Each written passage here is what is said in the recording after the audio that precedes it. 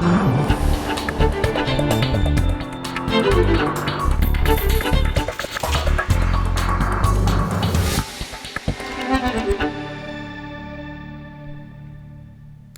amigos, buenas noches, ¿qué tal están? Saludos cordiales, es jueves 30 de enero y esto es el Arca de Marisa. Espero que nos acompañen en la singladura que ahora iniciamos porque vamos a tratar de temas realmente interesantes. En esta primera parte vamos a charlar en profundidad con un paisano nuestro. Se llama Germán Rodríguez Bermúdez y es profesor investigador del CUD, o lo que es lo mismo, el Centro Universitario de la Defensa. Germán, buenas noches y bienvenido. Muy buenas noches. Tres contertulios son los que nos acompañan, como ya saben todos ustedes, la noche de los jueves. Por una parte tenemos al profesor de Tecnología en el Instituto Príncipe de Asturias, Juan Francisco Soriano. Juan Francisco, buenas noches. Muy buenas noches, bienvenido. Marisa. Encantado. Paco Martínez, empresario en materia informática, un placer tenerte aquí. Muchas gracias, buenas noches. Y completa la terna de tertulianos el catedrático de Filosofía, que fuera alcalde de nuestra ciudad por las siglas del Partido Socialista Obrero Español, senador y diputado a Cortes, José Antonio Gallego López. José Antonio, bienvenido hasta tu casa. Bien hallado, buenas noches. Pues ya sí que vamos a comenzar sin más dilación, amigos, con la charla que vamos a mantener con Germán Rodríguez, profesor investigador del CUD, el Centro Universitario de la Defensa. Así es que, si te parece, Germán, para ir ubicándonos, ¿por qué no nos explicas qué es el CUD? Una pregunta interesante porque es un centro de formación un poco especial. El CUD significa Centro Universitario de la Defensa y nace de la necesidad del ejército español de integración con otros ejércitos con los cuales está en permanente contacto y trabajando junto con ellos. Y la ley define que para ser oficial del ejército se debe tener un grado universitario. Para ello el ejército crea inicialmente tres grandes centros de formación universitaria, que son uno que está en Marín, que es para la Armada, otro que está en Zaragoza para el Ejército de Tierra, y hay un centro universitario de la defensa en San Javier, al cual yo pertenezco, donde se forman los oficiales del Ejército del Aire.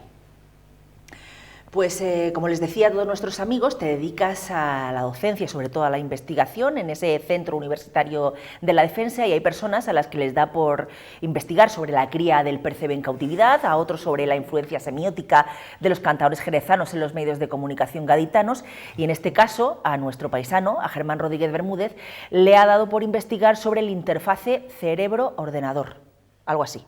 Sí, efectivamente es eso. Ahora explícanos a grosso modo qué es eso, porque seguramente a muchos de nuestros amigos les acaba de sonar a chino, como a mí. Bueno, es más fácil de lo que parece. Un interfaz cerebro-ordenador consiste básicamente en conseguir comunicarnos con el mundo exterior, pero sin utilizar los músculos.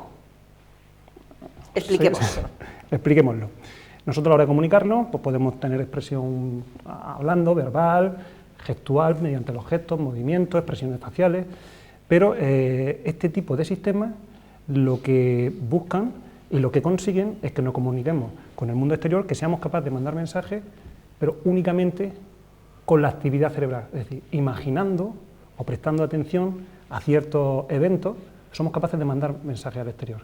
Y eso es un campo de la ciencia que está teniendo un auge y un crecimiento tremendo, porque empiezan a implicar ya ciertos intereses económicos, aplicaciones y demás. ¿Y por qué te decantaste por esta rama de investigación? Bueno, primero porque es apasionante, es decir, la posibilidad de indagar en cómo funciona el cerebro, aunque sea a bajo nivel, es realmente un desafío tremendo. Y una segunda parte tremendamente importante es que, como me has presentado tú, profesor, e investigador del Centro Universitario de la Defensa. Investigador, sí. En mi trabajo, en mi sueldo, va una parte de investigación. Y cada uno elige un tema, como comentabas. En mi caso, quiero saber o quiero intentar aportar algo a los interfaces cerebro-ordenador. Cómo comunicarnos únicamente con nuestro cerebro. ¿Y en qué lugares de España se puede o se está investigando esta materia? Hay varios sitios, pero yo citaría dos de ellos. Dos por la relevancia que están teniendo tanto a nivel nacional como internacional. Son grupos muy competitivos y que están teniendo unos resultados excelentes, que se puede decir sin ningún problema. Un grupo está en la Universidad de Zaragoza. Está liderado por el investigador Javier Mínguez, que aparte ya no son solo grupos de investigación, sino que tienen un spin-off, tienen empresas asociadas a la universidad en las cuales están transmitiendo el conocimiento que han conseguido con el estudio de estos sistemas. Y por otro lado tenemos un centro muy importante en Valladolid, están liderados por Roberto Hornero y no solo hacen interfaces cerebro-ordenador, sino que también trabajan analizando la señal del electroencefalograma, y señales cerebrales aplicadas a diversos problemas, pues trabajan analizando y detectando ciertas patologías. ¿Y cuánto tiempo llevas con esta investigación? Pues empecé ahora unos 6 años, es decir, pero poder considerarte un investigador en este tipo de áreas no se consigue en 1 año, en 2 ni en 3. 1 año o 2 son prácticamente años en los que uno está empezando a dar los primeros pasos, estudiar, enterarte hacia dónde van las tendencias de investigación, equipamiento, cómo hay que trabajar, y digamos que no eres casi capaz de tomar una decisión por ti solo. Ya a partir del 3.º, 4.º año debes tener la capacidad de empezar a tomar decisiones relevantes en cuanto a la dirección de tus investigaciones. Te digo que son unos 6 años. Más o menos. ¿Y de qué fondos os nutrís a la hora de hacer estas investigaciones? Bien, pues, económicamente, ¿quién os ayuda? El sueldo, evidentemente, gracias a Dios, de momento lo tenemos salvado. El equipamiento es más difícil. Parte del equipamiento que tenemos heredado de una etapa anterior, que se consiguió los primeros equipos, los cuales nos han permitido despegar. Más equipos muy buenos, de gran precisión y que funcionan extraordinariamente. De hecho, hay gente hoy día que está comprando los mismos equipos que nosotros teníamos hace 6 años. Y luego, pues, pequeñas aportaciones de presupuestos de laboratorio y demás. Pero lo que es la ayuda a la investigación, como antes que estaba la Fundación Seneca a nivel regional apoyando los grupos de investigación, becas precompetitivas y demás, hoy día, tanto los proyectos a nivel nacional como regional, vamos a decir que están congelados. ¿Y con quién realizáis esas investigaciones? O sea, ¿quién os sirve de cobaya, si me permiten la expresión? Bueno, voy a comentar 2 casos. Por un lado está mi periodo de investigación aquí en España, que es donde fundamentalmente yo trabajo, y luego te pongo un poco el contraste con cuando he estado fuera o he estado de estancia investigadora en otras universidades. En España básicamente funcionamos al estilo tradicional, favor por favor. Es decir, la gente, muchos se prestan voluntarios, y yo pues también le pido el favor a mis compañeros, la gente del grupo de investigación, no soy yo solo, pues pedimos a un compañero, oye, ¿te importa prestarnos 3 horas de tu tiempo? Vamos a hacer un experimento, y lo cierto es que la gente responde, y se presta voluntaria, y lo hace, y normalmente encantado, pero siempre un poco apuro, porque suelen ir todos bastante justos de tiempo. Sin embargo, a mí me llamaba la atención, ellos lo veían como la mayor normalidad. La temporada que he pasado trabajando en Inglaterra se pagaba. Es decir, persona que hacía un experimento, había que compensarle el tiempo perdido. Se pagaba. Aquí no, todavía no estamos pagando. De momento funciona el trueque. Me parece complejo lo que estás explicando, porque en mi época universitaria tenía unos compañeros de piso que estudiaban Bellas Artes, y por sacarse unas pelillas extras, unos y otros posaban como modelos. Y a los modelos de la Facultad de Bellas Artes, al menos en la Complutense, sí que cobraban por ser modelos. Y sin embargo, vosotros que hacéis una cosa, digamos, más importante, sin quitar valor a las Bellas Artes. Sí, es un poco por amor al arte.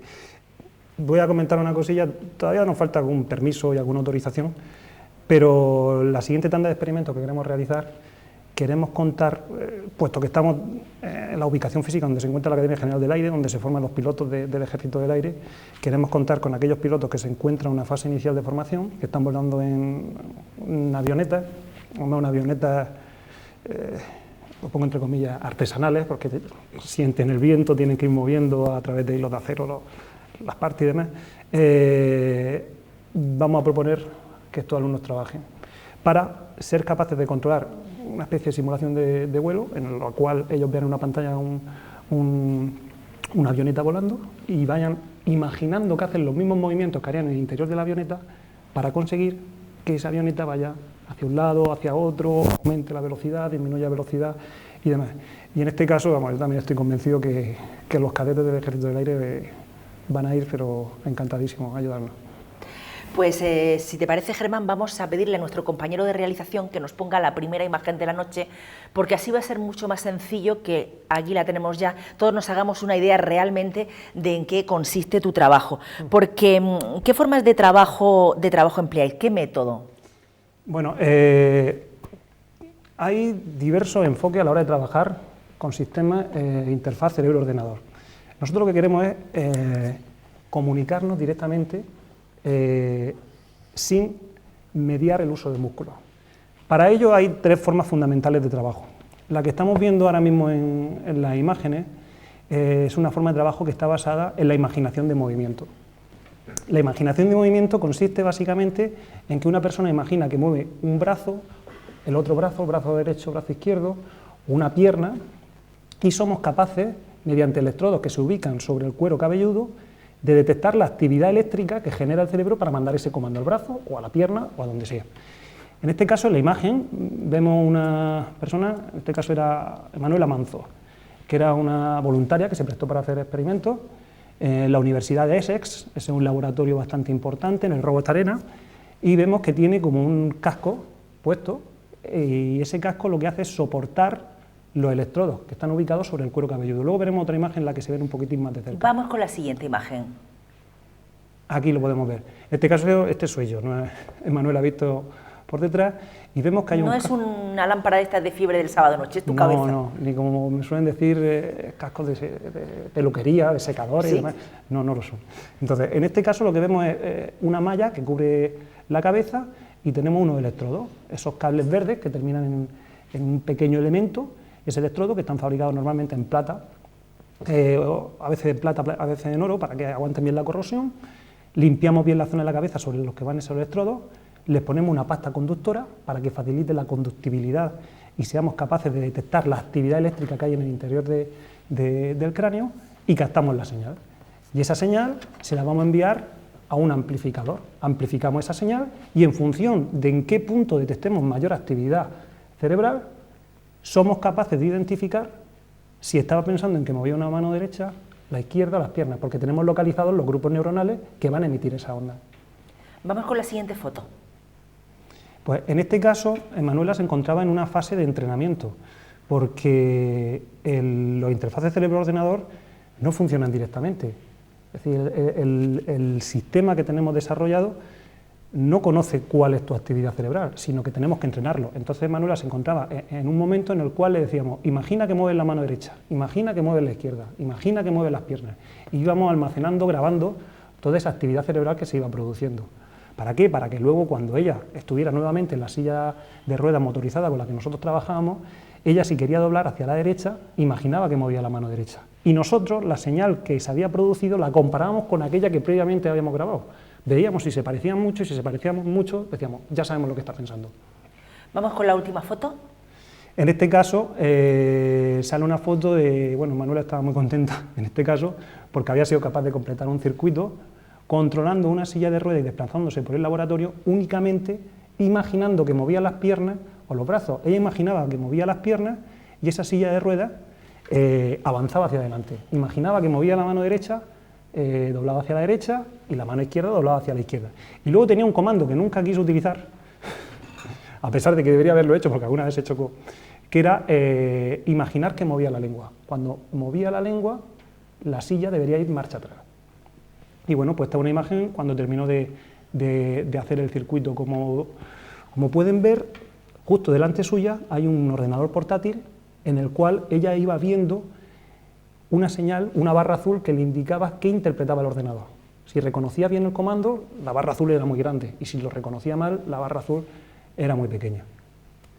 ¿Y trabajáis en superficie, en lo que es la corteza del cráneo, o realizáis algún tipo de orificio en el...? Hay varias variantes a la hora de ubicar los electrodos. Nosotros, y en Europa, generalmente se trabaja en métodos no invasivos. El método no invasivo trabaja sobre el cuero cabelludo. Se aplica una crema, una limpieza y se coloca el electrodo. También hay cascos para BCI que están saliendo ahora que ni siquiera hace falta limpiar, se llaman de electrodo en seco. No hay que gastar tiempo en ubicar ese electrodo, se ponen directamente y a los 3-4 minutos son capaces de captar la actividad eléctrica. Las tendencias en Estados Unidos ahora están también, yo creo, un poco modulando esa tendencia. Eran abrir el cráneo, literalmente levantar la tapa del cráneo, y esos electrodos eran unos electrodos de tamaño muy reducido, con vamos a decir, unas pequeñas púas, pinchas, que se clavaban directamente sobre la corteza cerebral. ¿Pero había quien se prestaba a eso? Sí, gente que se encontraba en una situación bastante crítica, con la movilidad perdida, totalmente se prestaba a ese tipo de experimentos. Captaba una señal buenísima, muy limpia, muy local, pero en un plazo de tiempo bastante reducido se perdía la utilidad de esos electrodos. El cuerpo reaccionaba contra esa invasión, los rechazaba y terminaban de funcionar. Claro. Tenemos también otras imágenes, si te parece, Germán, según nuestro compañero de realización nos las vaya poniendo, vamos comentando qué es lo que estamos viendo. Porque nos hablabas de ese... ¿Ahí qué estamos viendo? Sí, este es un laboratorio, el Robot Arena de la Universidad de Essex, en el cual un voluntario iba a hacer su primera prueba en circuito. Vemos dos pinotes que son de color azul, iba a intentar hacer un 8, es decir, volver al mismo sitio haciendo un 8.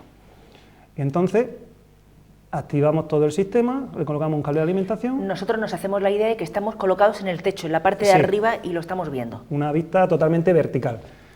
Y entonces ya el movimiento de la silla es única y exclusivamente, se produce por la imaginación de movimiento de ella.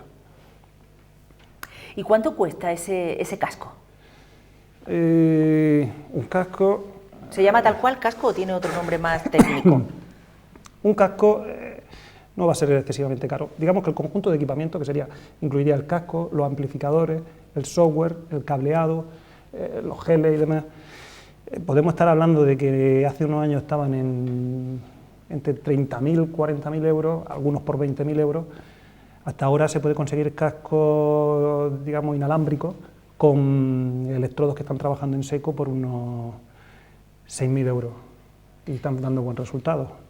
Y ahí, bueno, ahí vemos en el vídeo cómo se está desviando del objetivo, avanza hacia adelante, debería estar imaginando que movía la mano izquierda, pero se ve que imaginó las piernas. Y ese que estamos viendo ahora mismo es un punto crítico, porque la gente cuando ve cerca la pared se desconcentra, porque no se concentra en imaginar que mueve las manos, las piernas, sino que piensa, uy, que me choco, y ahí suelen perder el control. Claro. Volviendo a estos equipos, que me parece muy interesante, ¿es tecnología alemana, tecnología asiática, se fabrican aquí en España? Pues mira, los primeros amplificadores que tenemos, los mejores, son de fabricación austríaca. Son europeos y tienen una calidad excepcional. Son prácticamente estándar a la hora de trabajar con sistemas BCI. Y los últimos que hemos comprado son de fabricación y diseño español, son de una empresa de Barcelona, que están dando también muy buen resultado. Las imágenes que hemos visto y el vídeo que hemos visto es de uno de los enfoques de trabajo de los sistemas cerebro-ordenador. Está controlando una silla de ruedas imaginando que mueve, en este caso, sus extremidades. Pero hay otras formas que son realmente curiosas. Hay una forma que explota el denominado potencial de expectación. Y explico lo que es esto. El potencial de expectación es que si nosotros le decimos a un niño, te voy a dar un caramelo en 5 segundos, el niño presta mucha atención y se queda preparado que pase los 5 segundos. En el momento que tú le das el caramelo, el niño sufre una alegría tremenda o una satisfacción de esa expectación que él tenía, y hay una señal eléctrica en el cerebro que refleja esa emoción que el niño siente. Entonces, eso se aprovecha para los sistemas BCI. Y se le dice a una persona que se le pone un teclado con todas las letras del abecedario. Tienes que escribir la palabra casa. Y esta persona mira la pantalla. ¿Y qué pasa? Que se van iluminando todas las letras.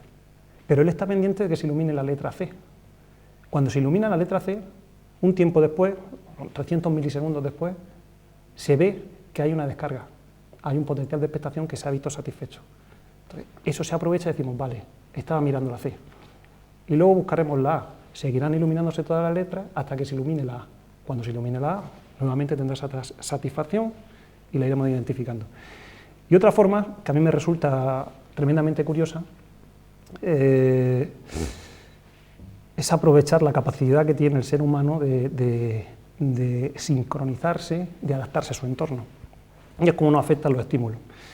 Otra forma es que si yo quiero controlar, por ejemplo, un aire acondicionado, está encendido y quiero subir la temperatura, o quiero bajarla, o quiero encenderlo, o quiero apagarlo, cualquier acción, o cambiarlo a modo calefacción. Yo muestro en pantalla todos los controles de ese aire acondicionado. Y todos esos controles están parpadeando, tienen una luz, de forma que van parpadeando.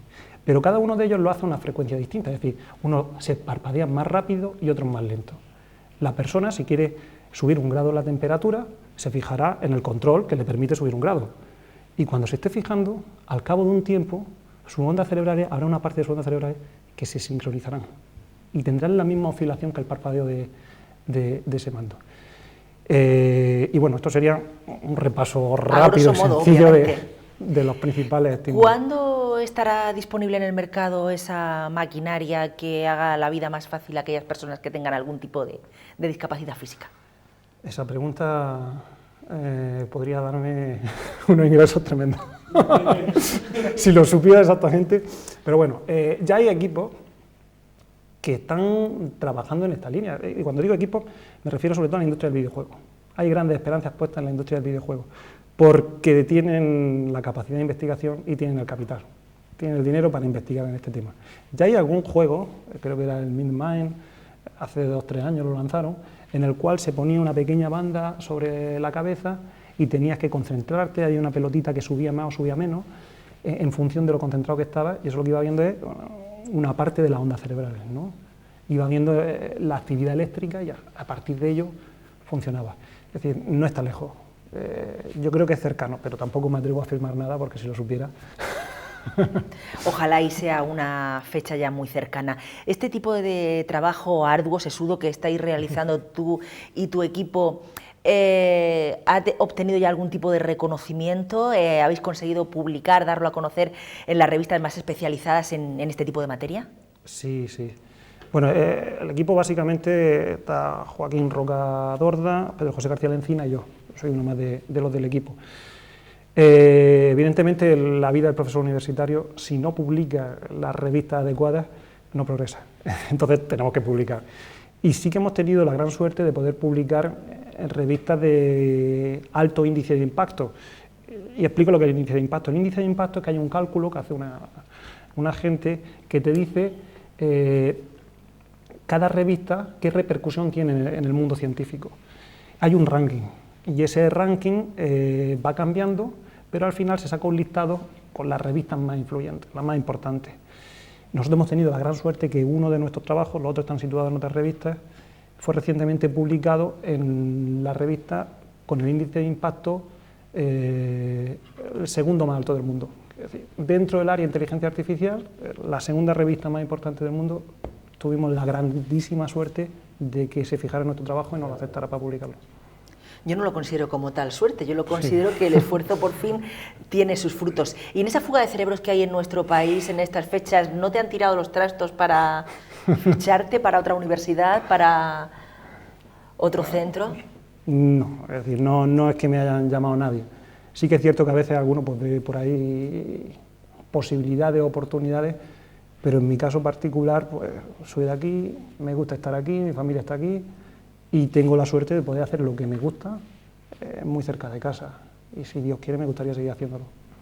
Pues encantados de que estés aquí con nosotros en Lorca. Si te parece, Germán, vamos a darle la palabra a los contertulios que te han escuchado, me atrevería a decir, con una expectación máxima. Silencio absoluto en el plató y creo que es una de las pocas veces que lo hemos conseguido realmente aquí en el Arca. Juan Francisco, cuando quieras, te escuchamos con mucho agrado. Muy buenas noches, Germán. La verdad es que estaba casi entusiasmado escuchándote porque, bueno, al fin y al cabo yo estudié también en la Politécnica de Cartagena y además en la rama de electrónica. Después, pues las circunstancias de la vida me han llevado a ser profesor de secundaria y digamos que tengo un poco abandonado, pero desde luego escuchándote me volvía la inquietud de aquellas cosas que uno estudiaba un poco así muy por encima, claro, no a estos niveles. E incluso recuerdo perfectamente que has nombrado a una persona que yo recuerdo, no sé si ha hablado del hijo o del padre, cuando el padre, bien, que fue profesor mío en tercero de carrera. Pues nada, aparte de esto, yo solo puedo alegrarme de ver que efectivamente hay gente que está investigando, que está haciendo estos trabajos yo creo que tan importantes e interesantes. La verdad es que podríamos estar hablando mucho tiempo, sé que no, así que...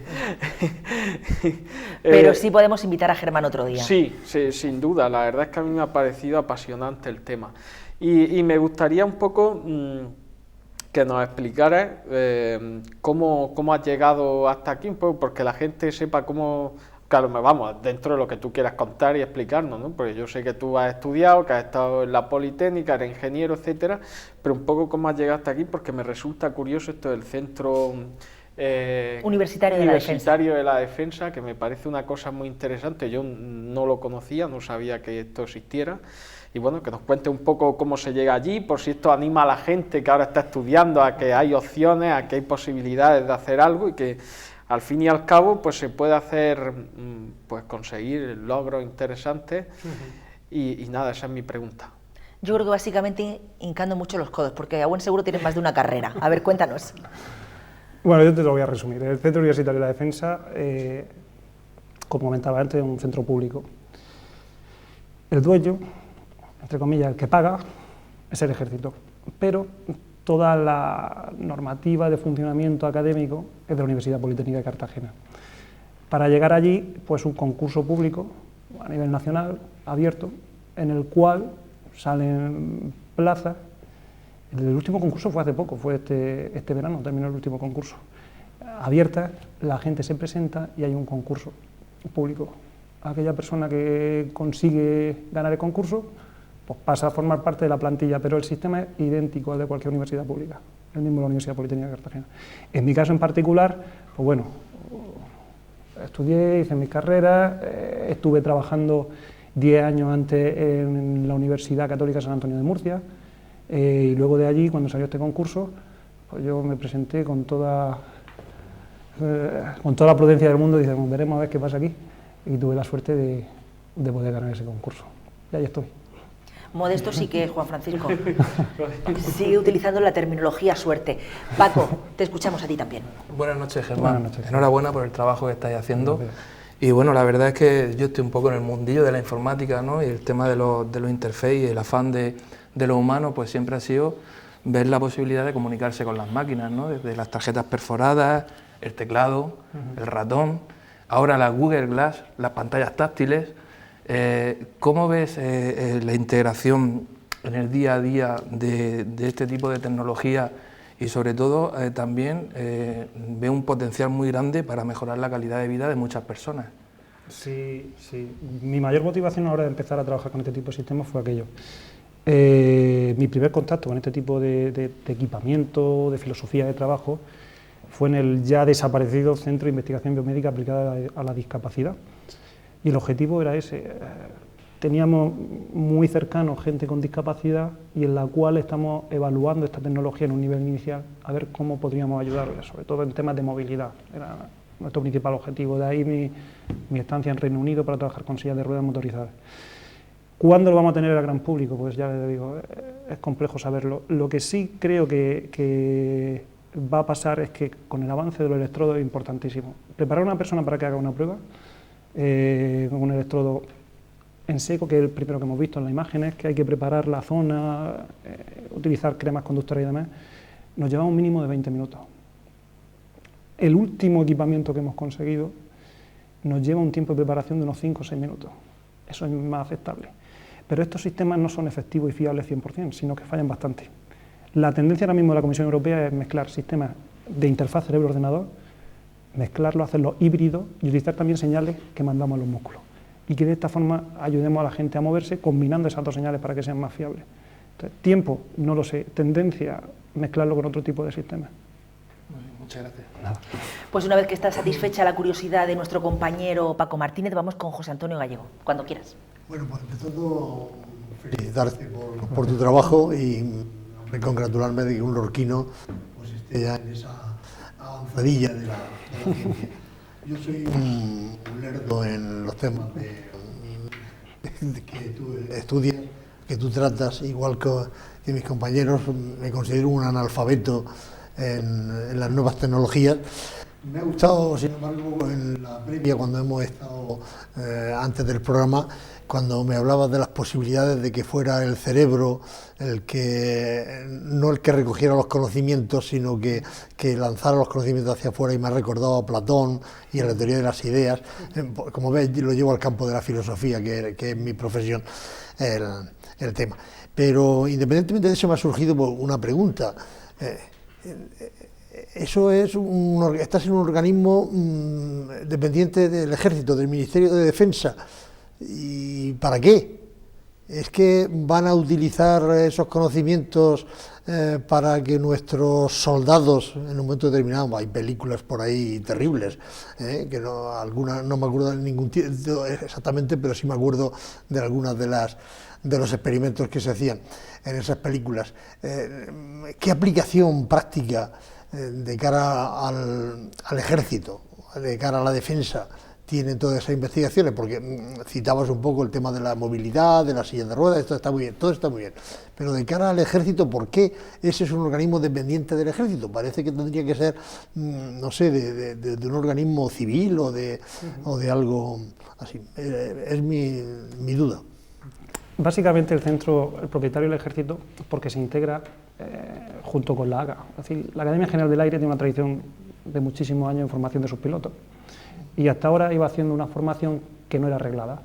Ellos estudiaban física, química, matemática, electrónica, pero no estaba arreglada. Entonces, mediante un convenio con la Universidad Politécnica de Cartagena, se hace un centro universitario bajo el amparo de la Universidad Politécnica de Cartagena, con toda la normativa académica idéntica a la Universidad Politécnica de Cartagena. Sin embargo, el centro lo mantiene, lo gestiona, lo paga el Ejército. Pero el Ejército no es el que, por así decirlo, dice el temario de la asignatura de demás, no, hay un convenio de adscripción con la Universidad Politécnica de Cartagena. Por lo tanto, vamos, en ese aspecto creo yo que más o menos se puede entender, ¿no? Porque a ese centro no acceden alumnos civiles, sino que son los mismos alumnos de la Academia General del Aire que le están enseñando a ser piloto, que antes recibieron una formación, ahora se le ha dado forma, básicamente se le ha dado forma para que puedan obtener un título. Y por otra parte, a la pregunta que comentabas, ¿qué uso puede darle el Ejército a este tipo de tecnología? Hasta donde yo sé, el Ejército español no le ha dado ninguno, pero el Ejército norteamericano sí que le ha dado, y bastante, de temas de análisis de... Voy a poner un ejemplo que a mí me resulta muy curioso. Hay alguna publicación por ahí que habla de los analistas de las imágenes por satélite. Formar un analista de imagen por satélite que tienen en Estados Unidos, de las zonas que estarán vigilando, cuesta muchísimo dinero, no son tantos. Y hay gran cantidad y cada vez más de información, de imágenes por satélite que hay que analizar. Hay un experimento en el que se ha trabajado en el ejército estadounidense, que es poner a estos señores esas imágenes, pero no que pongan una imagen y la analicen, sino ponérselas muy rápido, se las van pasando muy rápido. Y esta persona prácticamente no es consciente de lo que está viendo, no le da tiempo a asimilar la información que va pasando por delante. Pero ¿qué hacen? En el momento que a su cerebro, detecta algo que le llama la atención, hay un pequeño impulso eléctrico en el cerebro y esa señal queda seleccionada para que otro analista tranquilamente lo analice. Entonces quieren maximizar la potencialidad. Nada, eso, resumiendo, el Ejército Español de momento, que yo sepa, nada. Pues Germán, ha sido un auténtico lujo y un auténtico placer tenerte esta noche aquí en los estudios de Comarcal, en este espacio, el Arca de Marisa. Muchísimas gracias por habernos acompañado, mucho ánimo y muchísima suerte en esas investigaciones. Encantado de estar con vosotros y compartir un ratillo mi experiencia. Muchísimas gracias. Esta era la charla que manteníamos con un paisano nuestro, Germán Rodríguez Bermúdez, profesor investigador del CUD, el Centro Universitario de la Defensa. Nosotros vamos a hacer ahora una pausa para la publicidad y enseguida continuamos ya en tiempo de tertulia, política pura y dura, con Juan Francisco Soriano, Paco Martínez y José Antonio Gallego López. Hasta ahora mismo.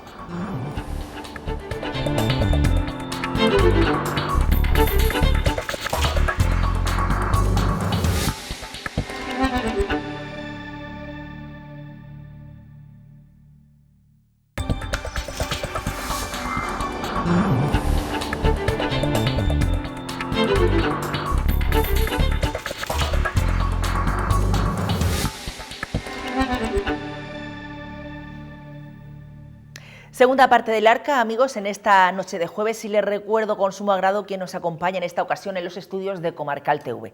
Por una parte tenemos al profesor de Tecnología en el Instituto Príncipe de Asturias, a su lado al catedrático de Filosofía, que fuera alcalde de nuestra ciudad por el Partido Socialista Obrero Español, senador y diputado a Cortes, José Antonio Gallego López, y aquí a mi derecha al empresario en materia informática, Paco Martínez. Con ellos y con ustedes vamos a poner ya el primer tema de tertulia sobre la mesa, un asunto que nos lleva a ocuparnos de los convenios urbanísticos firmados bajo el mandato del Partido Socialista en el año 2005.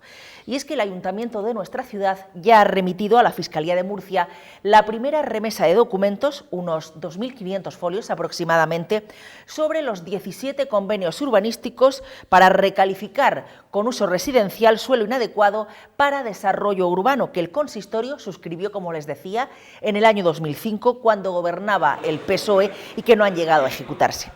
El 5 de diciembre, el fiscal superior de la región, Manuel López Bernal, reclamó al alcalde, Francisco Jodar, que le remitiera a la mayor brevedad testimonio de toda la documentación relativa a los 17 convenios urbanísticos firmados por el anterior consistorio en zonas no susceptibles de urbanización.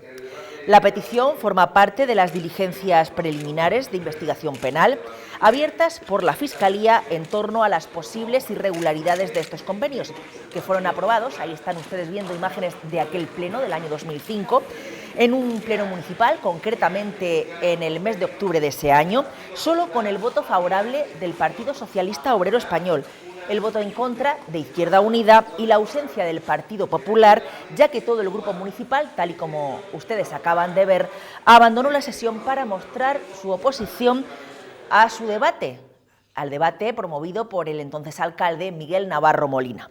Los convenios pretendían recalificar suelo no urbanizable para construir en él complejos residenciales en distintos puntos de la geografía municipal, con un total, y quédense con este dato, de 87.000 viviendas en las pedanías de Zarcilla de Ramos, Avilés, La Toba, Almendricos, Purias, La Escucha, Río Ramonete, La Paca e Hinojar. En el primer envío remitido a la Fiscalía, bajo el epígrafe Documentación General y Común de los Expedientes, se incluye una extensa lista de actas firmadas derivadas del Consejo de la Gerencia de Urbanismo, un organismo ya desaparecido, junto a copias de las mismas en papel timbrado, actas rubricadas de las sesiones de la Comisión Informativa de Urbanismo y documentos de las sesiones plenarias del Ayuntamiento. Fuentes municipales han indicado que la documentación también incluye oficios judiciales, notificaciones de la Concejalía de Urbanismo, informes del Servicio de Planeamiento, publicaciones del Boletín Oficial de la Región de Murcia, acuerdos y notificaciones de la Junta de Gobierno, así como sentencias judiciales. En los próximos días, nuestro ayuntamiento hará llegar a la Fiscalía un segundo lote de mayor extensión y volumen, y en el que estará contenida la planimetría completa y una amplia serie de documentación complementaria. Estos convenios han vuelto a la actualidad después de que los promotores urbanísticos, ya lo saben todos ustedes, hayan empezado a reclamar judicialmente al ayuntamiento el dinero que adelantaron como fianza a la firma de los acuerdos, al haber incumplido nuestro ayuntamiento la cláusula que lo obligaba a resolver todos los trámites urbanísticos en un plazo de 3 años, lo que no ha ocurrido en ninguno de los casos. El ayuntamiento recibió 13 millones de euros a la firma de esos convenios y ya ha perdido 2 juicios en los que ha sido condenado a devolver ese dinero adelantado por los promotores, más los intereses y las tasas judiciales. El fiscal Juan Francisco investiga posibles irregularidades. ¿Qué irregularidades se pueden haber cometido aquí? Pues sinceramente yo no lo sé, es complicado, la verdad es que a mí me sorprende, yo cuando escucho esta noticia pienso que debo ser un poco tonto, porque no termino de comprender muy bien qué va a conseguir el fiscal, por ejemplo, con miles de páginas de planos de los convenios. O sea, a mí aquí hay algo que se me escapa porque por lo visto yo no soy suficientemente listo o no estoy al cabo de la calle de qué es lo que pasa con esto. Yo con los convenios tengo un convencimiento. El pasado siempre es presente, cito a Jaime Peñafiel, este personaje periodístico tan curioso, y es porque ciertamente lo que mal empieza mal acaba. Esto de los convenios empezó muy mal. Yo cuando estaba viendo las imágenes de aquel pleno al que además yo asistí como público, porque en aquella época prácticamente se suponía que yo iba a entrar de concejal del PP, bueno, no vamos a contar batallitas del pasado, yo era el número 10 de la lista, el PP tenía 10 concejales, etcétera. Ocurrió estas imágenes, aconteció estas imágenes que hemos visto del Grupo Popular ausentándose del pleno, en un debate interno muy intenso que existía dentro del grupo municipal. Hablo del Partido Popular. No voy a entrar mucho porque sé que algunos se ponen nerviosos y tampoco quiero hoy abusar de la paciencia de algunos o de poner muy nerviosos a algunos, porque hay gente a la que se cuenten algunas cosas parece ser que les parece que es terrible y se ponen muy nerviosos. Pero lo cierto y verdad es que el tema de los convenios era un tema absolutamente disparatado, era una barbaridad que se hizo en Lorca para financiar una administración que era imposible, que alcanzó cotas que eran imposibles y que al fin y al cabo es consecuencia de cosas que hemos visto en muchas partes de España, ¿no? Y claro, eso ahora el problema es que hay que mantenerlo, porque cuando digo que crece la administración no solo en inversiones y fantasmadas que se hicieron en aquella época, es que crece en plantilla y en personal, hasta tal punto que en España la intervención de la administración es brutal y todas las mamás quieren que su nenico se coloque en el ayuntamiento, por decir un ejemplo. Y eso tenemos que hacernoslo mirar todos los españoles, porque en eso todos tenemos también un poquito, porque aquí todo el mundo se queja del nepotismo y de que los políticos son un cáncer. Eso sí, si me colocan a mi nene, me callo y aquí a correcto. Y un poco esto está debajo de todas estas barbaridades que se hicieron. Yo no sé qué va a sacar el fiscal con todo esto. Y voy a pensar una maldad. La maldad que estoy pensando es que como no creo en la separación de poderes en España, porque nos han demostrado que no existe, que la justicia está absolutamente tomada por el poder político, a lo mejor aquí por debajo hay algún pasteleo para que la justicia determine que como esto no se hizo bien, el ayuntamiento no tiene que pagar. Que por un lado está bien para que los lorquinos no nos crujan, pero por otro lado establecería una justicia, un concepto de justicia extrañísimo, que es que lo que se firma y los acuerdos no se cumplen y que el poder de la administración es el que determina las sentencias de la justicia. Pues ahí lo dejo.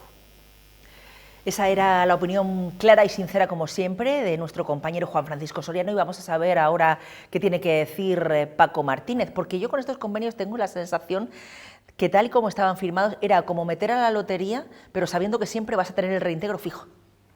Hombre, en principio se tenía que resolver en un plazo de tiempo estimado y no sé. Yo lo que sí veo es que una vez más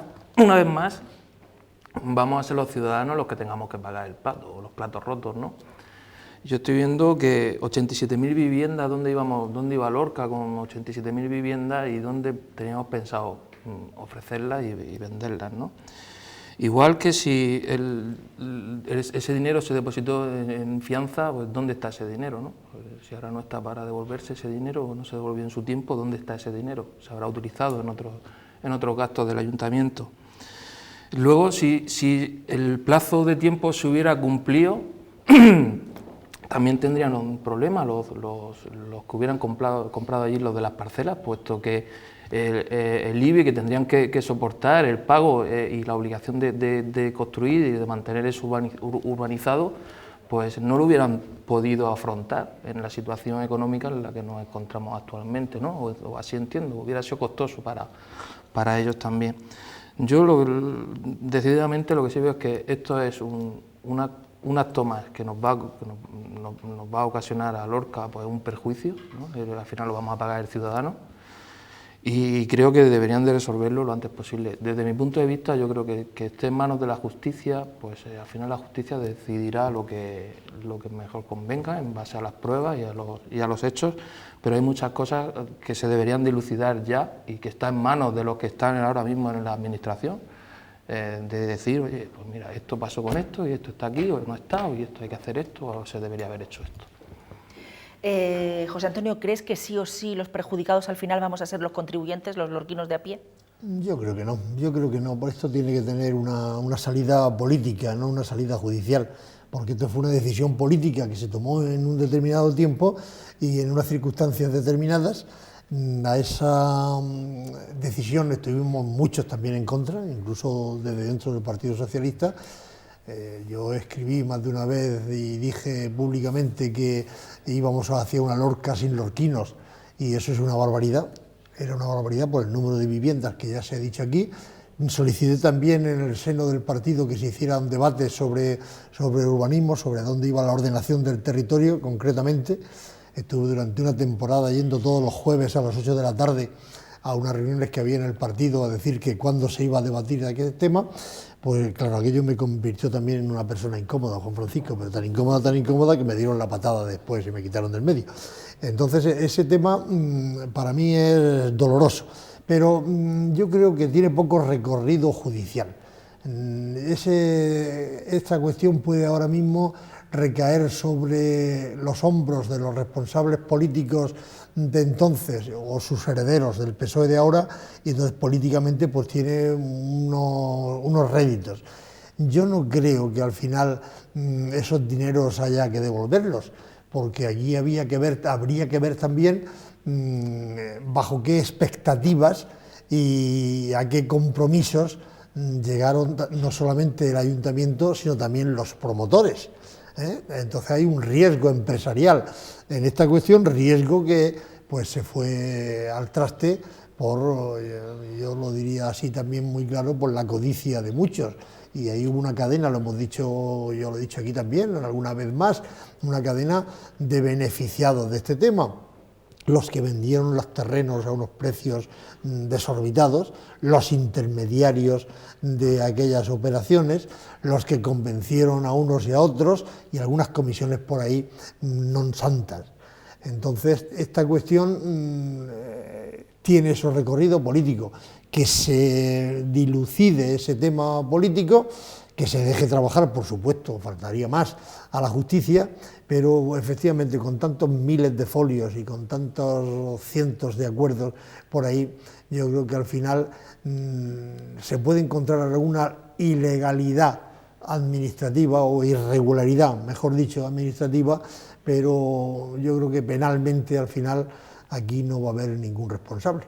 Por lo tanto, resuélvase el tema políticamente y líbrese a los lorquinos, por supuesto, de pagar cualquier cosa, porque bastante tenemos. Y que ya he dicho más de una vez que esos dineros están invertidos en calles, en farolas, en alcantarillados y en carreteras. Por lo tanto, están en Lorca. Habría que ir al principio de esos acuerdos, insisto, a ver qué compromisos también adquirieron los que dieron los dineros, los que dieron las fianzas, no solamente los compromisos del ayuntamiento. Y entonces, pues a lo mejor ahí nos encontrábamos alguna sorpresa. Eran los puntos de vista de los contertulios que nos acompañan esta noche, Juan Francisco, Paco y José Antonio, y vamos con la siguiente noticia que nos lleva a ocuparnos del principal partido en la oposición aquí en Lorca, el Partido Socialista Obrero Español. Y es que asegura que algunos colegios de Lorca han detectado casos de niños pertenecientes a familias sin recursos que acuden a los centros sin haber desayunado por falta de medios económicos. La concejal del PSOE, Andrea Periago, dice que esta casuística se da cada vez más y ha explicado que así se lo han trasladado a su partido maestros de claustro de varios colegios que se ocupan de suministrar alimentos en la sala de profesores a estos escolares cuando detectan los casos. La señora Periago ha propuesto que las concejalías de Servicios Sociales y de Educación, en coordinación con los claustros de profesores y las asociaciones de padres de alumnos, elaboren un mapa de actualización continua de los escolares con necesidades alimenticias. También solicita al consistorio la socialista Periago que asegure la llegada a esos centros del sustento diario necesario para los niños con estas necesidades en forma de zumos, leche o bocadillos y que inste al Gobierno regional a ampliar las becas de comedor. Además, reclama a la Consejería de Educación que establezca un programa de refuerzo alimenticio que permita asegurar que los menores más desfavorecidos del municipio tengan acceso al menos a 2 comidas al día. La edil del PSOE ha reconocido que los casos no son fácilmente detectables, pero dice estar en condiciones de asegurar que se ha constatado un aumento de los mismos. A preguntas de los periodistas sobre los centros en los que se han registrado este tipo de casos, la concejal del Partido Socialista, Andrea Periago, solo ha sido capaz de citar uno, el Colegio Juan González, aunque la edil dice que tiene constancia de que se han producido en otros centros, tanto de primaria como de secundaria. Una acusación bastante recia la que hacía la concejal socialista estos días, Juan Francisco. Bueno, vamos a ver, yo lo que creo es que aquí hay que distinguir, una cosa es meter esta noticia en lo que es la política, que es un poco con la intencionalidad que parece que va, de decir, oye, Pero yo creo que yo la sacaría de ahí. A mí me parece que con esto se obtiene muy poco beneficio político, con esto, porque en realidad la crisis está azotando. Pobreza ha habido siempre, por cierto, hay que decir esto, que la pobreza ha existido siempre, porque además existen lo que yo llamaría núcleos de pobreza estructural, porque la pobreza no solo es económica, muchas veces la pobreza es una consecuencia de determinadas capas sociales que no conseguimos integrar bien en la sociedad, que no tienen un nivel cultural o una dignidad suficiente, porque todo esto lo sabemos. O sea, quiero decir que es un tema muy complejo, que a veces se frivoliza mucho con la pobreza. Lo hemos oído más de una vez, que uno se va a las favelas en Brasil y en algunas de las favelas te encuentras un gran televisor de plasma. ¿Por qué? Porque la persona, para tener una promoción integral en su vida, necesita una educación, una cultura, unos principios y unos valores. Y si esto no se tiene, a veces se produce esta pobreza estructural, ¿no? Además, no es casualidad que haya países muy pobres, luego podemos entrar en la explotación, en los abusos de poder, que también hay, que es otra cuestión. Bien, ciñéndonos a Lorca, lo que yo veo claro es que si hay familias que tienen necesidad, lo que tiene que haber fundamentalmente es un ímprobo trabajo y esfuerzo de la Concejalía de Servicios Sociales y especialmente de un gran número de trabajadores que hay en esa concejalía, porque hay bastante gente, que yo no sé cómo trabajan, pero para mí que en esto debería haber un trabajo de menos oficina y más calle. Y hay que conocerse y patearse la calle, porque si tú tienes eso, porque yo creo que ser trabajador social es un trabajo vocacional, en el que tú tienes que irte y detectar los problemas, conocer a la gente, conocer a las familias. Y a mí me da la sensación, y espero que no se lo tomen a mal, que creo que falta un poquito de esto, de patearse más la calle. Insisto en que no estoy diciendo que sean malos trabajadores sociales los del ayuntamiento, pero sí que creo que falta una iniciativa que también ha de ser política, no solo de los trabajadores, de decir, hay que tirarse a la calle, conocer a los vecinos, saber dónde está la gente. Y es verdad que puede ser un trabajo duro y desagradable y encontrarse situaciones muy feas, pero probablemente si prevenimos, si ya sabemos dónde está la gente que tiene verdaderamente necesidad y atendemos a esos focos, a lo mejor no tenemos que meternos en esta segunda parte del colegio, porque yo veo un peligro. Esto de generar bolsas de comida así, un poco de vamos a llevar comida allí al colegio para quien lo necesite. Pues ¿sabes lo que va a pasar? Pues lo que viene pasando, que hay gente que aprovecha eso. Ya sé que lo que estoy diciendo no es muy popular, la gente, pero esta es la cruda realidad. El trabajo de los servicios sociales, para que sea eficaz, tiene que atender verdaderamente a las personas que lo necesitan y no ser un trabajo que lo que hace es generar bolsas de marginalidad, porque a veces por hacer, ¿os acordáis cuando estuvo aquí la concejal, ahora diré su nombre, para el nombre es un desastre, me acuerdo siempre de servicios sociales, Mari Carmen. Mari Carmen Ruiz. Cuando estuvo Mari Carmen, que yo le dije el tema de que no solo los servicios sociales tienen que ser asistenciales, sino que tiene que haber una cuestión más, una vista más integral, porque cuando solo son asistenciales lo que generan es que haya gente, lo que yo le llamo el turismo asistencial, que es que se entera de dónde dan cosas para ir allá a buscarlas. Entonces yo creo que este es un tema del que no se debe sacar rédito político, y lo que se necesita una política, yo creo que todavía más activa de la concejalía y de los trabajadores de servicios sociales, que prevengan y eviten que esto pase antes de que lleguen al colegio. Por lo tanto, tú le das total veracidad a las palabras de la concejal socialista, pese a que públicamente y ante los periodistas solamente haya sido capaz de reconocer públicamente el caso del colegio Juan González, aunque ella diga que está extendido en el municipio. Yo lo que creo, Marisa, es que habrá casos, no sé si más o menos, sí que entiendo que la concejal del PSOE probablemente ha intentado magnificar un poco para darle más... Pero lo que yo decía es que yo quiero despolitizarlo. Yo creo que evidentemente tiene que haber ese tipo de casos, y de hecho lo hay, algunos. Yo creo que no son muchos, gracias a Dios, pero yo creo que algunos hay, y que lo que hay que hacer es un trabajo de servicios sociales para prevenirlo, evitarlo y atender a quien de verdad lo necesita. Paco, ¿tú crees que noticias como esta sirven para crear cierta inquietud, cierta alarma social entre la población? Yo creo que o para sí. que estemos más atentos a lo que nos rodea, por si nos percatamos de que algún vecino precise realmente esa ayuda. Yo creo que noticias como esta, y más pues viniendo de una forma pues así muy particular, y si aparentemente haber estudiado a fondo, ¿no? Pues lo que pueden hacer es pues, un poco no llegar a decir toda la realidad. Sí estoy de acuerdo con Juan Francisco en que se deben de poner más medidas, más esfuerzos en controlar que esas personas que tienen una deficiencia de alimentación o personas necesitadas, pues que reciban esa ayuda asistencial, ¿no? En eso, vamos, no puedo estar más de acuerdo. Pero creo que se debería despolitizar, ¿no? Y sacar un poco lo que son las noticias a nivel político de lo que es las noticias a nivel, pues, de persona, porque creo que es muy difícil llegar a esas familias y que esas familias en un momento determinado también que lo estén pasando mal y reconozcan que lo están pasando mal, y que a lo mejor pues que esa necesidad se está llegando a ver en el colegio, ¿no? donde pues no tiene pues para llevar el almuerzo o para llevar un simple zumo. Estoy de acuerdo en que no se puede decir, bueno, agua para todos, y que aquí se creen esas bolsas de ayuda donde venga toda la gente pidiendo la ayuda, sea necesitado o no. Y creo que sí, que se debería de trabajar más, que de hecho sí le voy a rebatir ahí a Juan Francisco. Yo la verdad que tuve una experiencia con servicios sociales a través de las asociaciones de vecinos. Y cuando llegamos a consultar, cuando nosotros ya estuvimos con ellos viendo el problema, ellos ya sabían del problema, ya habían intentado mitigar el problema y habían estado trabajando directamente con esas personas.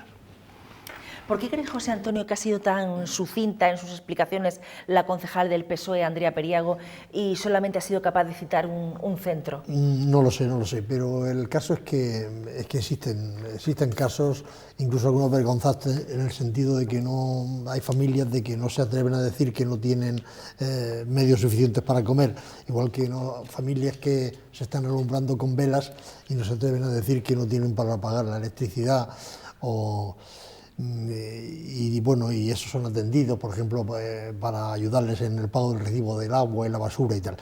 Entonces, a mí no me parece mal el que se diga, aunque sea un caso aislado, el que se denuncie. Yo lo entiendo como una denuncia social, más que otra cosa, que existe pues alguna bolsa de pobreza extrema en algún sitio del municipio. Pero creo que el trabajo de los servicios sociales se podía implementar también con el contacto con las asociaciones de vecinos.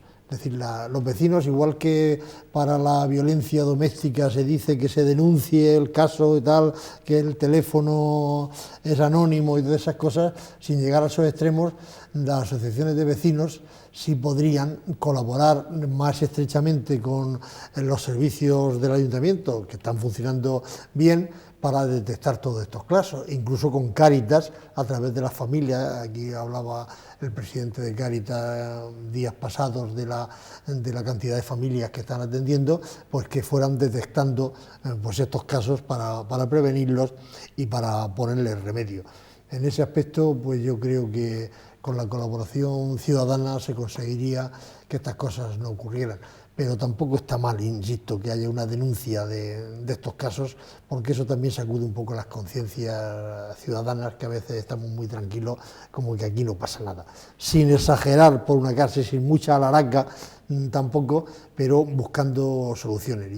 La solución es la colaboración de todas las organizaciones que están en contacto con los vecinos, que son los que más conocen en su barrio la realidad de cada una de las familias. Cambiemos, si os parece, radicalmente el tercio y nos ocupamos de otro tema, porque el Ayuntamiento de Lorca levantará el 4 de febrero el acta previa de ocupación para la primera expropiación forzosa de una vivienda derribada por los terremotos del miércoles 11 de mayo de 2011, cuyo propietario se oponía a reconstruir con el fin de garantizar la reedificación del edificio del que formaba parte.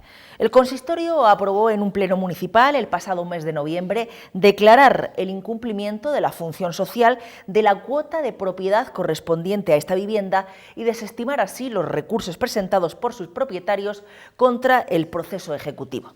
Por orden municipal, pero a instancias del resto de los propietarios, será expropiada la parte alícuota del vecino que ha puesto objeciones a esa reconstrucción y serán el resto de propietarios del inmueble los que asuman el coste de esa expropiación, algo más de 14.000 euros, y de la reedificación de esa parte con el claro objetivo de que el edificio vuelva a ponerse en pie. La expropiación se realizará sobre el solar de un edificio que fue derribado en la avenida de Santa Clara a consecuencia de los daños causados por los movimientos telúricos. Ese edificio tenía 4 viviendas y un bajo comercial. Se trata de la primera actuación expropiatoria de una cuota de propiedad tras los seísmos para romper las llamadas minorías de bloqueo, que impiden reconstruir a una comunidad por la negativa de un propietario. La expropiación a instancia de parte es una de las posibilidades de intervención que tiene el Ayuntamiento de nuestra ciudad frente a las denominadas minorías de bloqueo, junto a la aplicación de la Ley de Reedificación por sustitución forzosa para la urgente reconstrucción de Lorca tras los terremotos de 2011, que entraba en vigor en el verano de 2012, pero a la que aún no se había recurrido hasta este momento.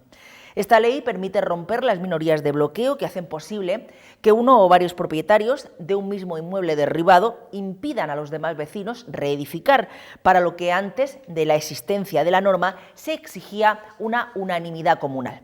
El incumplimiento de esta norma habilita al Ayuntamiento para la edificación forzosa mediante el mecanismo de expropiación forzosa por urgente ocupación por causa del incumplimiento de la función social de la propiedad, o bien mediante la herramienta jurídica de sustitución forzosa que regula de una forma expresa esta norma autonómica. Pues estamos, Juan Francisco, ante la primera expropiación que se produce ciñéndose a esa ley a petición de los vecinos que pedían amparo al Ayuntamiento para que aplicara esta normativa. ¿Crees que va a ser ejemplarizante, que va a servir para que esos otros vecinos que se oponen a la reconstrucción de su edificio digan cuidado que me pueden expropiar? Bueno, sí, qué duda cabe de que sí.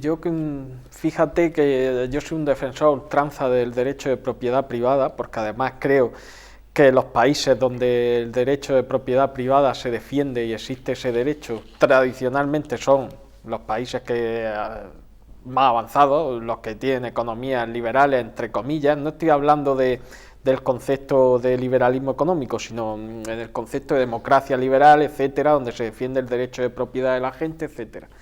Pero claro, existen casos, como es este, en el que ese derecho de propiedad privada pues choca frontalmente contra el interés general de la población y especialmente en un caso de emergencia como es este. De tal manera que aquí, por una vez, los poderes públicos nos dan una alegría y hacen lo que tienen que hacer, que es darle facilidades a la gente, darle herramientas jurídicas para que en una situación de emergencia, como ha sido el terremoto, algo gravísimo, porque insisto en que el tema de la propiedad privada es complicado y expropiar no es una broma, expropiar, pero este es un caso en el que efectivamente se ve la necesidad, la urgencia, el bien común de no solo ya de los vecinos, sino de una sociedad en general, porque que se reconstruyan los edificios, por supuesto el mayor bien es para esos vecinos, pero es que es un bien para todo el pueblo, ver que se levantan edificios, ver que nuestro pueblo vuelve a reconstruirse. Entonces, yo creo que es uno de esos casos en los cuales los poderes públicos tienen que intervenir, tienen que tomar decisiones que a veces no van a ser del gusto de todos, pero que en aras del bien común de una situación excepcional y de emergencia, pues yo creo que hay que tomar este tipo de figuras y yo espero que sirva para agilizar el proceso de reconstrucción y para que la gente pueda volver a sus casas. Paco Martínez, ¿qué ventajas y qué inconvenientes le ves a esta ley que permite romper las llamadas minorías de bloqueo? Hombre, yo creo que esta ley es una herramienta con la que se dotó a la administración local para poder gestionar una reconstrucción eficaz. Las comunidades de propietarios son un mundo muy, muy complejo y muy, muy difícil. En las comunidades de propietarios que no somos capaces ni de ponernos de acuerdo para contratar a la limpiadora, pues tú imagínate para levantar un edificio. O sea, es muy complejo y desde luego que 2 años y medio después, casi 3 años, sea el primer caso de expropiación forzosa, pues creo que demuestra porque se está haciendo una labor buena en la gestión de la recuperación y que los propietarios están siendo capaces de llegar a acuerdos. Se está claro también que hay otras comunidades de propietarios más importantes donde ya no son minorías, sino que son partes, por así decirlo, iguales, donde ya no es una persona o es un solo vecino, sino que ya son varios vecinos los que no están de acuerdo y que quizás pues, van a ser más problemáticas, va a ser más compleja la reconstrucción.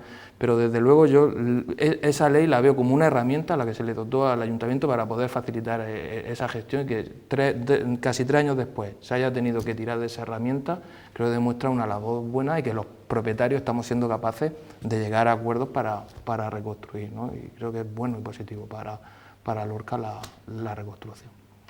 El diálogo hay que emplearlo al máximo y ya en caso de que se agoten todas las vías es cuando hay que acudir a esta ley, a pedir amparo al Ayuntamiento. Sí, cuando surgió este tema en otra ocasión en la tertulia, pues ya afirmamos que eso era una buena medida y que tendría que aplicarse porque hay minorías de bloqueo, como se llama eufemísticamente, o sea, es decir, vecinos mala sombra que no les da la gana el contribuir a la rehabilitación del edificio. Por lo tanto, está bien que se aplique ese tema. Y estoy de acuerdo con lo que decía Juan Francisco de la propiedad privada, pero también alguna encíclica papal dice que la función social de la propiedad privada hay que tenerla en cuenta siempre. De todas maneras, yo también expropiaría a alguna empresa de las que está haciendo la reconstrucción, que está castigando a sus vecinos porque se retrasan las ayudas que deben recibir de la comunidad autónoma y entonces como castigo lo que hacen es no terminarle las obras. Y hay por ahí unas cuantas obras a medias por la zona que yo conozco y que son responsables absolutamente las empresas que aunque hayan cobrado el 90% de la indemnización, si les queda un 10% pues no les da la gana de seguir. Tenía que haber también algún medio para obligar a esa empresa a que terminaran las obras y que comprometieran de la manera que la ley dice a los vecinos para que en el momento que reciban las subvenciones que tienen, incluso algunos concedidos por escrito de la comunidad autónoma, se le paguen. Por lo tanto, también hay algunas empresas que son responsables de algunos desaguisados que quedan por ahí pendientes. Pues vamos a tratar 2 asuntos antes de concluir el Arca en esta noche de jueves. Nos vamos ahora hacia el Consorcio Turístico de Desarrollo Cultural y Turístico de Lorca, constituido en el año 1998, que va a comenzar a funcionar en solitario, sin la tutela ni la financiación de la comunidad autónoma, que se ha separado del proyecto en el marco de su programa de ajuste presupuestario. El Pleno del Ayuntamiento de nuestra ciudad ha aprobado una modificación de los estatutos para mantener esta figura jurídica sin el amparo del Gobierno regional, algo que, según el concejal de Turismo, Francisco Félix Montiel, permitirá avanzar hacia su autofinanciación, reforzar su autonomía y municipalizar su gestión.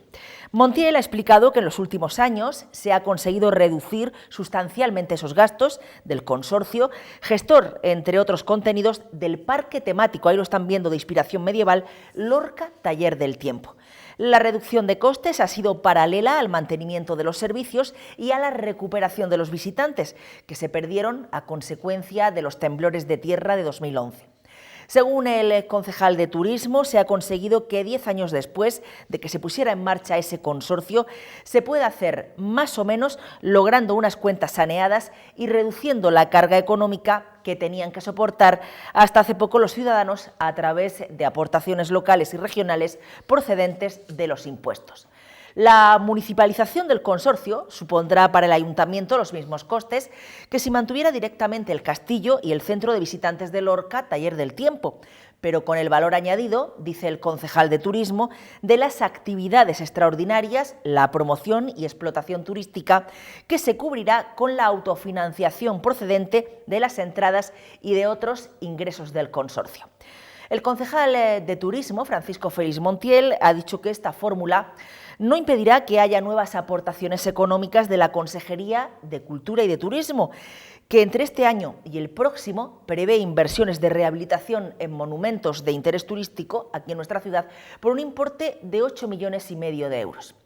¿Qué lectura sacas tú de todo esto, Juan Francisco Soriano? Yo se ve que estoy un poco espeso esta noche porque algunas de las noticias me resultan un poco chocantes o difíciles de sacarle punta. Es que, vamos, lo que creo es que casi que me dan ganas de decir que si lo dice el concejal Paco Montiel, pues será bueno, porque realmente a mí que el Lorca Taller del Tiempo se gestione a nivel regional o municipal, tampoco es que le vea una gran diferencia. Ahí en el cuerpo de la noticia dice que efectivamente está bien, no sé qué, que se va a sacar. Pues bueno, pues si es así, pues yo me alegro, yo espero que municipalizar, vaya palabra, este servicio, esta gestión, digamos, del tema turístico y del famoso consorcio y de toda esta historia, pues sea para bien. Sí que tengo que decir como aviso a navegantes que lo que no me gustaría que sirva como agencia de colocación, que es lo que a mí es que me dan pánico todas estas cosas. Vamos a municipalizar, pero si luego te ves y empiezas a ver quién han metido al nene de fulanico, al hijo de este, al primo del otro y al tal y cual, pascual. Entonces, pues siempre que no sea eso, sea una gestión transparente, que esto funcione y luego una reflexión en torno al turismo. Y aprovecho que el Pisuerga pasa para el Valladolid para decir que para que todo esto funcione tenemos primero que creernos, si es que nos lo creemos, que el turismo va a ser un sector importante en Lorca. Eso nos lo creemos, lo digo porque yo no lo tengo muy claro si eso nos lo creemos, cuando en el mes de agosto te llega alguien a la Plaza de España pidiéndote una postal y le dices vete a Águilas que allí las tienen. Porque claro, esta es la cruda realidad luego de Lorca y de que sales de la Plaza de España por el arco para abajo y te ves Bosnia, Sarajevo, la guerra de no sé qué, etcétera, etcétera. Quiero decir que, muy bien, esto me parece estupendo, pero yo no tengo muy claro que la industria turística sea una cosa especialmente productiva en Lorca, aunque haya crecido el número de visitantes y todo este tipo de cosas, pero no veo yo que esto tenga una potenciación clara. Con esto me dirán, ya está aquí en plan cenizo. No se trata de cenizo. Si yo me alegro que haya industria, que funcione, que vengan miles de personas, pero que seamos sensatos y sepamos qué es lo que estamos vendiendo, qué es lo que llevamos entre manos, y que yo creo que también tenemos que ser conscientes de que hay que diversificar y pensar que hay otras cosas como la industria, que yo creo que está muy abandonada, que también hay que potenciarlo. Paco Martínez, ¿crees que es rentable ese mini emporio turístico del Lorca Taller del Tiempo? ¿Te lo has planteado alguna vez? La verdad es que no me lo he planteado alguna vez, pero vamos... Pues mira, esta noche es el momento. No sé, yo la verdad es que últimamente la reducción de empleo ha estado claro y hace unos años pues se escuchó la problemática que había en Lorca Taller del Tiempo con la gente que había contratada, ¿no? Y se hizo una reducción de empleos. El que salga la comunidad autónoma de aquí, cuando ha estado apostando desde el principio en este proyecto y ahora está con la Paramount, vendiendo la Paramount en Fitur o vendiendo otros proyectos, la verdad es que no sé. Creo que el Lorca Taller del Tiempo, como tal, estoy con Juan Francisco, creo que se debería hacer un plan global de actuación a nivel de turismo, ¿no? Y creo que eso se han acometido muchas actuaciones, pero parcialmente en algunos campos, y creo que se tendría que actuar de una forma más global y sobre todo intentando unificar y conseguir que el empresario lorquino apueste por esa Lorca turística. Creo que la administración tiene que velar o el ayuntamiento de Lorca debería de ir en esa línea, conseguir que el empresario lorquino apueste por el turismo en Lorca. José Antonio, tu opinión y vamos con la última noticia de la noche. Pues mi opinión se podría resumir rápidamente. No, comunidad autónoma, no puede abandonar a un proyecto que nació entre dos administraciones y además los empresarios también que estaban metidos en este tema o se querían por lo menos implicar en esta cuestión. No estoy de acuerdo y yo pues valoro positivamente las palabras del concejal en el sentido de dejar bien a la comunidad autónoma, pero la comunidad autónoma en esta le ha pegado un palo a Lorca y le ha hecho algo que en estos momentos menos que nunca debía hacer, es decir, dejarnos solos, porque es que el problema que se está diciendo con todo el plan Lorca y todas estas cosas, de que hay que potenciar, que hay que ayudar, pues si nos quitan pues un pequeño foco de ayuda como era Lorca Talleres del Tiempo, independientemente de que el proyecto ha estado mal gestionado, ha estado mal realizado y ha habido una serie de cosas y mal gerenciado también, con lo cual, y eso lo he dicho más de una vez, incluso también en este mismo programa. Por lo tanto, no se le puede decir a la comunidad autónoma que ha hecho bien, sino todo lo contrario, que ha abandonado a Lorca en este proyecto en un momento difícil, que debía de buscarse la solución de haberse esperado un poco de tiempo y haberse pospuesto la salida, que lógicamente pues a lo mejor no se podía mantener siempre, pero no se puede justificar de ninguna manera que la comunidad autónoma nos haya dejado solos. Es igual que si dejara sola ahora a la Paramount, dejara sola al aeropuerto o dejara solo a Cartagena, eso de cultura, o no sé cómo se llama. Puerto de Culturas. Por lo tanto, el tema a mí me parece muy mal, y creo que hemos recibido un palo en estos momentos en Lorca, que Lorca en estas circunstancias no se merece.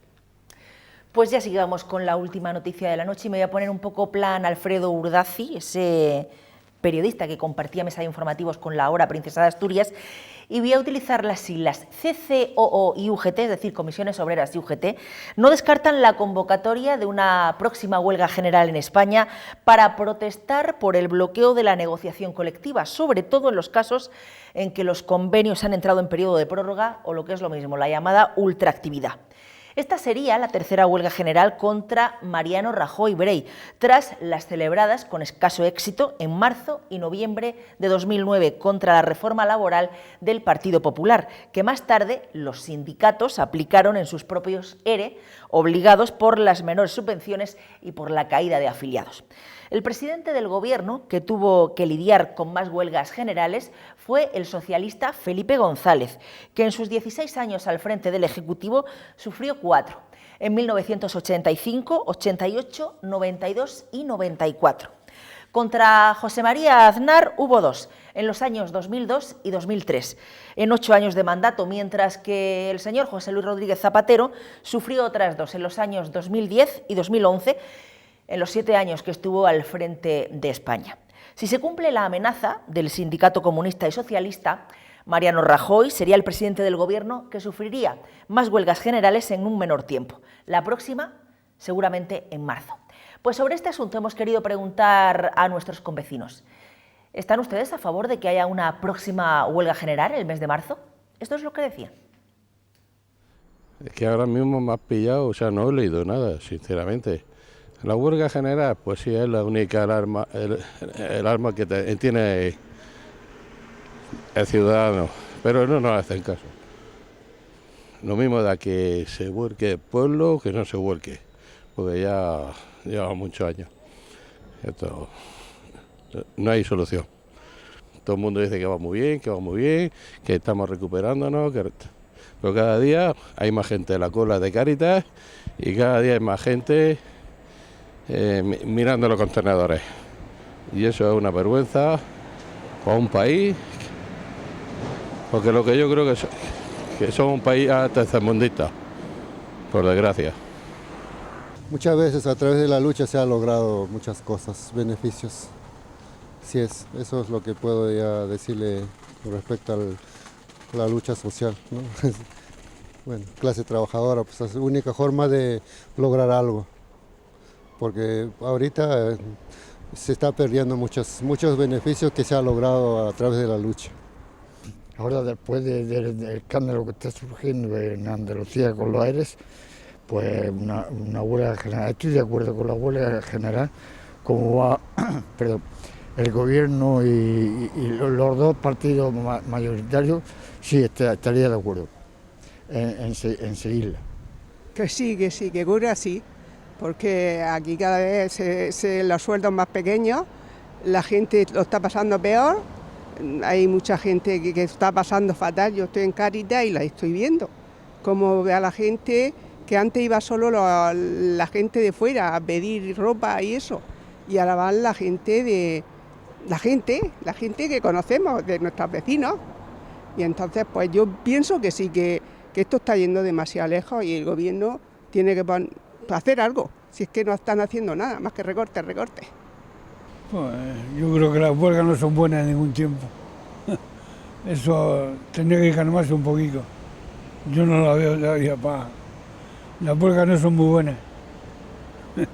Es lo único que yo opino.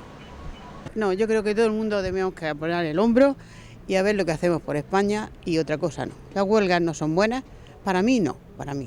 Y además yo no soy sindicalista, en absoluto. Eso es lo único que le puedo decir. Yo no estoy muy al tanto de todo eso, sí estoy, porque yo veo la televisión, aunque la quito porque me molesto, me sulfuro. No me importa, no me gusta lo que hay, no me gusta.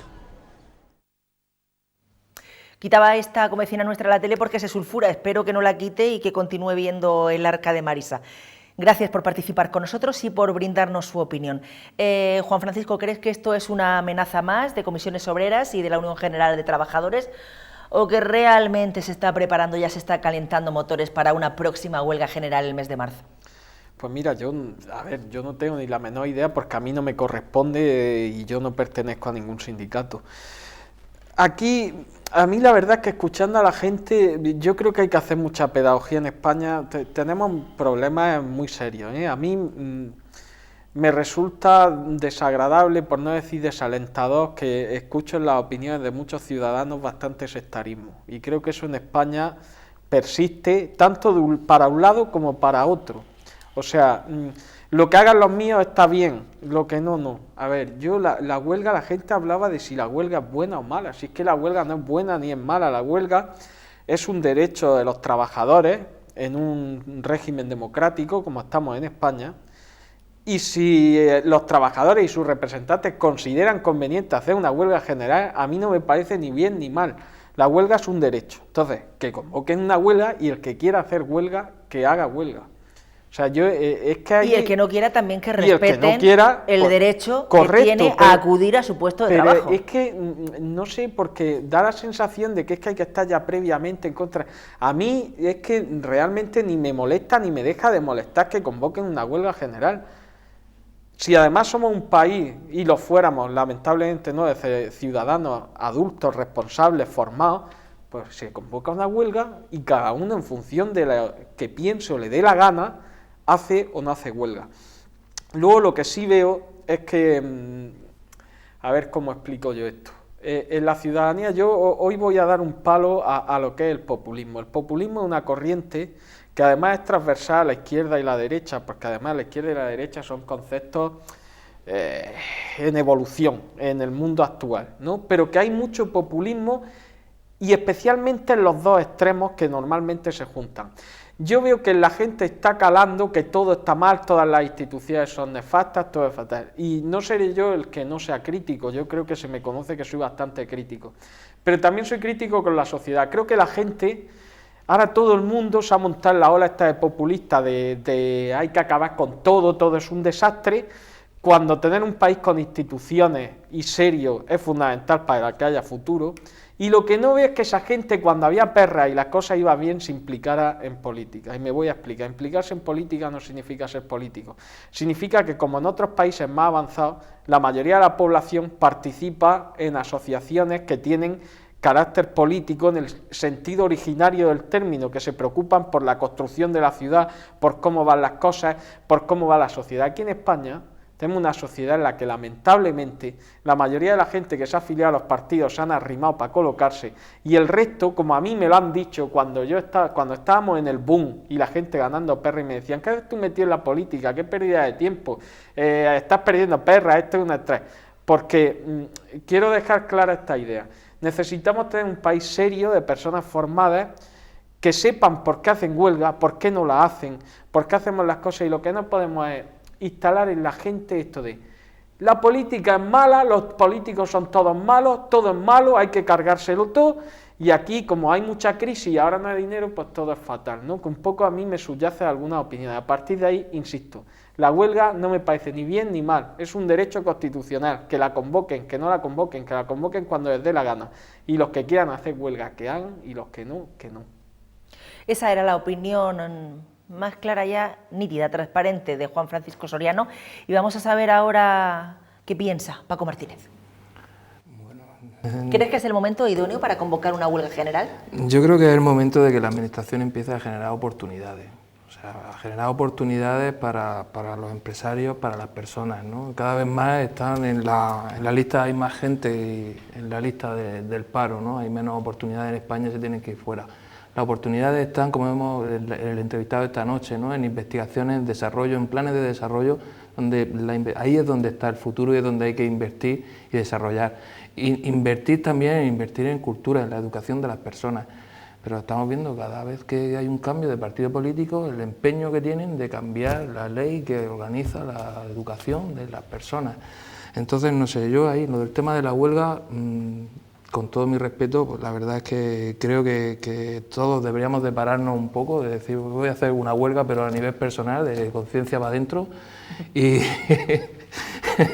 y ver qué medidas podemos tomar a nivel tanto de asociaciones de vecinos, porque creo que también lo de Gamonal pues ha sido una respuesta vecinal, ¿no? Lo que ha motivado esa salida de...